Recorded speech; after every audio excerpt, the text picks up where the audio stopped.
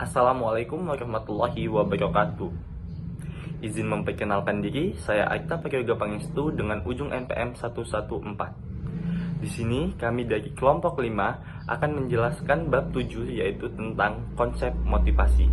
Baik, saya akan menjelaskan tentang 3 elemen penting dalam motivasi. Sebelumnya, apa sih motivasi itu? Motivasi adalah dorongan yang muncul dalam diri seseorang untuk melakukan suatu tujuan tertentu, baik disadari maupun tidak disadari, juga sebagai kekuatan pendorong untuk melakukan suatu tindakan. Balik lagi dalam 3 elemen penting dalam motivasi. 3 elemen penting dalam motivasi yaitu yang pertama ada intensitas, yang kedua ada arah, yang ketiga ada kegigihan. Yang pertama ada intensitas. Intensitas ini mengacu pada seberapa keras seseorang bekerja atau individu bekerja untuk mencapai tujuannya.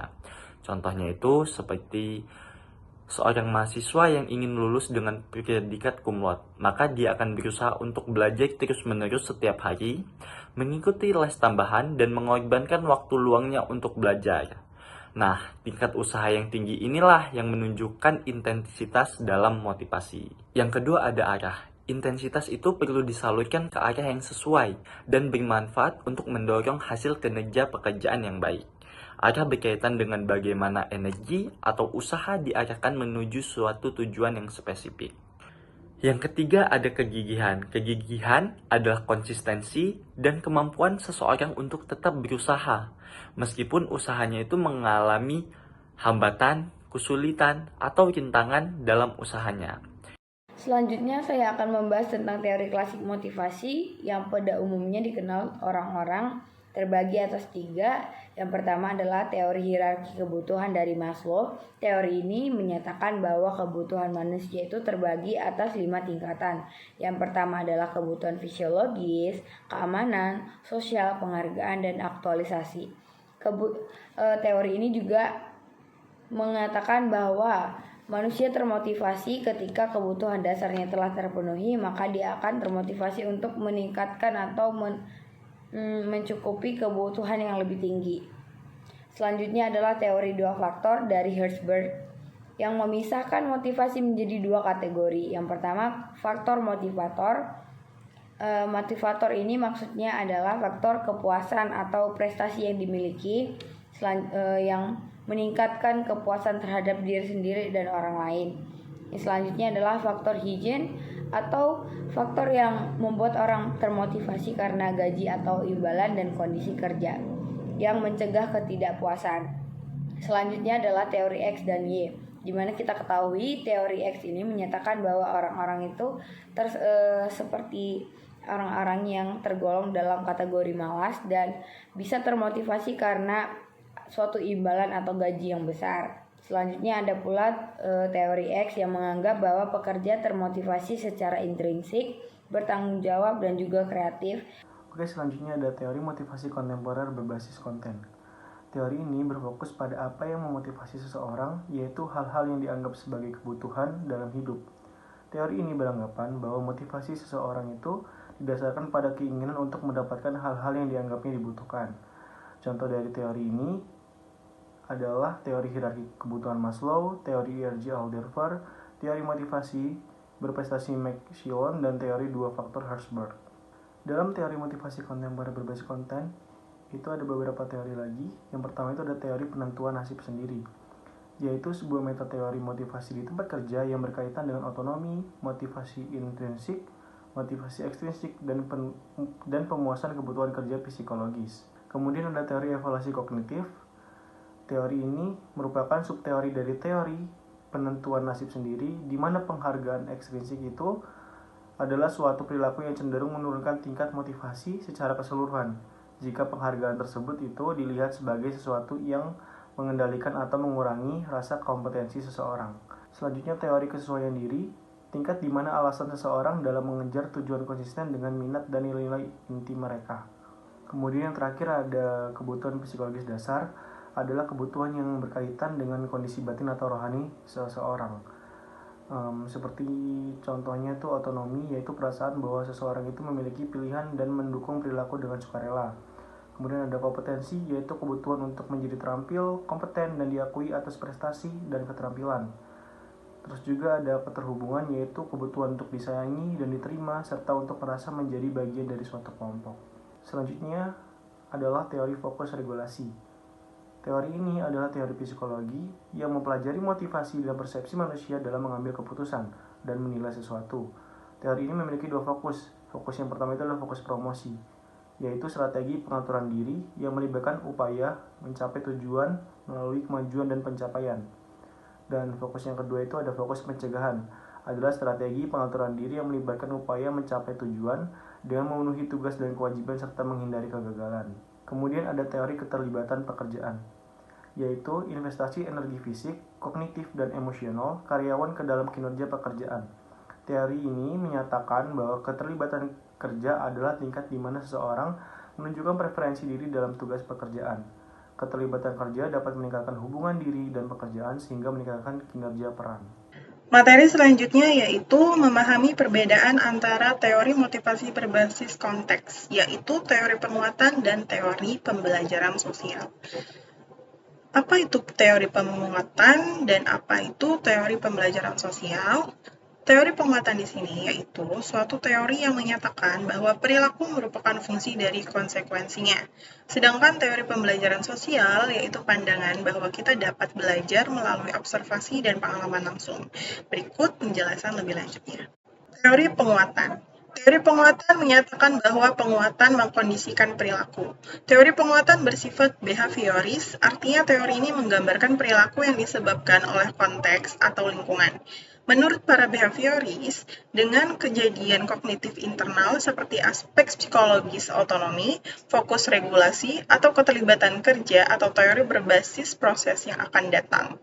Sebaliknya, ia mengendalikan perilaku adalah penguat. Setiap konsekuensi yang jika langsung mengikuti respons, meningkatkan kemungkinan perilaku tersebut akan diulang.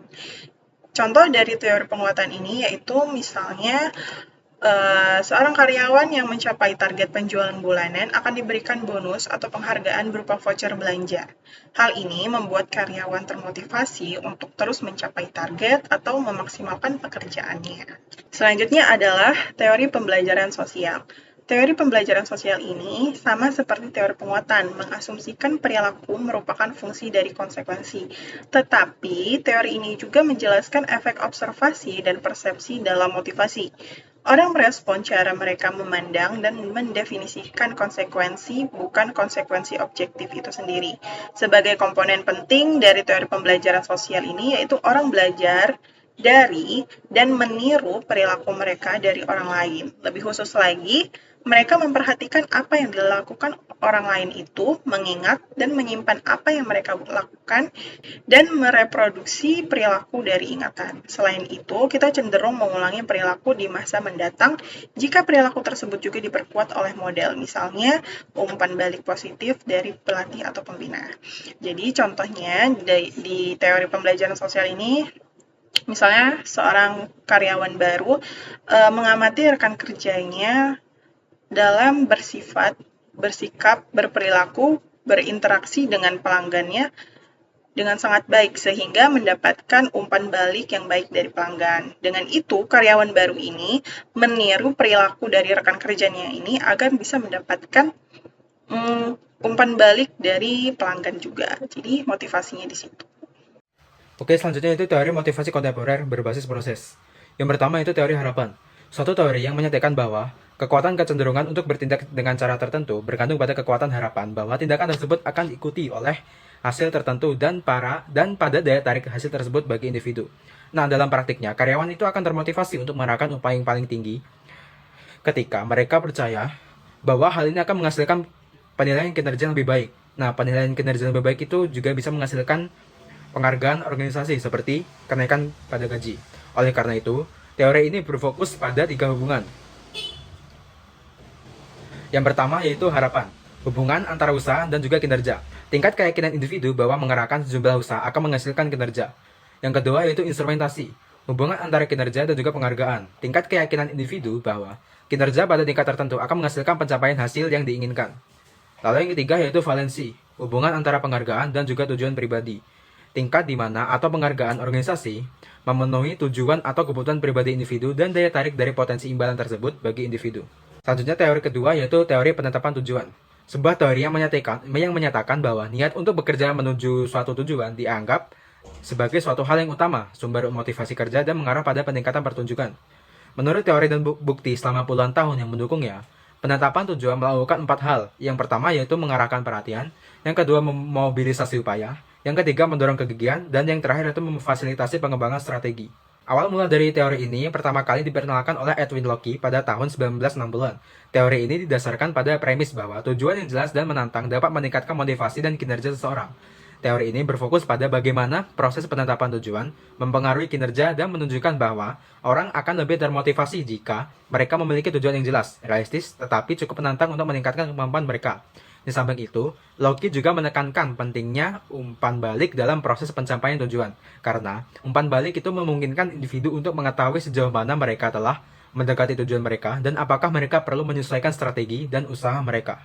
Selanjutnya yaitu karakteristik dari teori ini. Pertama, tujuan yang spesifik lebih efektif dibanding dengan tujuan yang bersifat umum. Yang kedua, tujuan yang menantang cenderung lebih motivasi karena mendorong individu untuk keluar dari zona nyaman dan menggunakan lebih banyak keterampilan dan usaha untuk mencapainya. Yang ketiga, komitmen terhadap tujuan sangat penting. Yang keempat, umpan balik diperlukan agar individu mengetahui seberapa jauh mereka telah mencapai tujuan. Yang terakhir, teori ini menekankan bahwa kompleksitas tugas juga berperan di mana tugas yang terlalu kompleks membutuhkan lebih banyak waktu dan sumber daya untuk diselesaikan.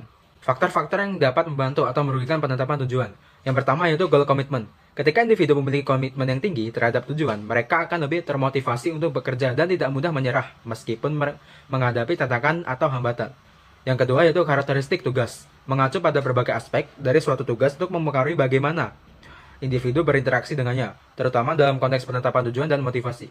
Salah satu karakteristik utama adalah kompleksitas tugas, di mana tugas yang lebih kompleks membutuhkan lebih banyak keterampilan, waktu, dan juga usaha untuk diselesaikan. Yang ketiga yaitu feedback. Feedback berfungsi sebagai alat penting dalam proses pembelajaran dan pengembangan, karena membantu individu memahami seberapa baik mereka telah melaksanakan tugas mereka dan area mana yang perlu ditingkatkan. Yang keempat yaitu goal orientasi. Individu dengan orientasi pada pencapaian cenderung fokus pada hasil dan penilaian kinerja mereka sendiri dibanding dengan orang lain. Mereka berusaha menunjukkan kemampuan dan mendapatkan pengakuan yang membuat mereka merasa tertekan untuk selalu tampil baik dan mungkin menghindari tantangan beresiko. Lalu yang terakhir yaitu goal konflik. Terjadi ketika individu dihadapkan pada situasi di mana ada dua atau lebih tujuan yang ingin dicapai itu saling bertentangan atau sulit dicapai secara bersamaan. Konflik ini dapat muncul dalam berbagai konteks seperti di tempat kerja, pendidikan, atau kehidupan pribadi.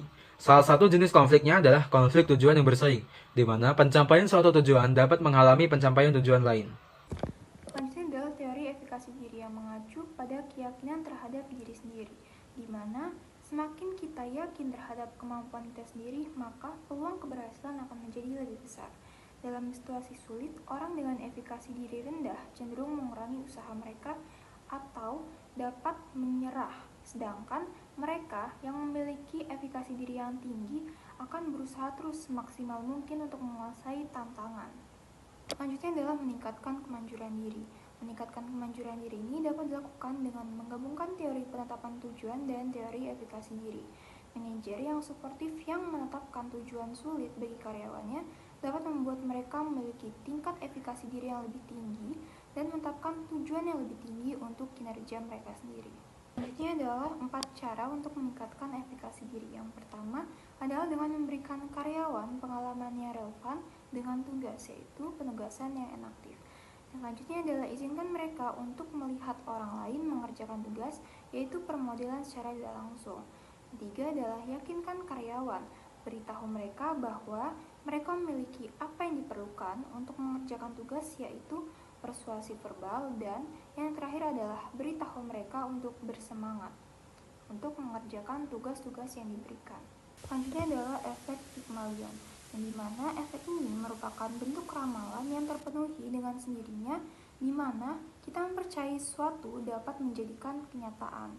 Di sini, efek ini sering digunakan untuk menggambarkan bahwa apa yang diharapkan seseorang dari orang lain dapat menjadi ramalan yang terpenuhi dengan sendirinya.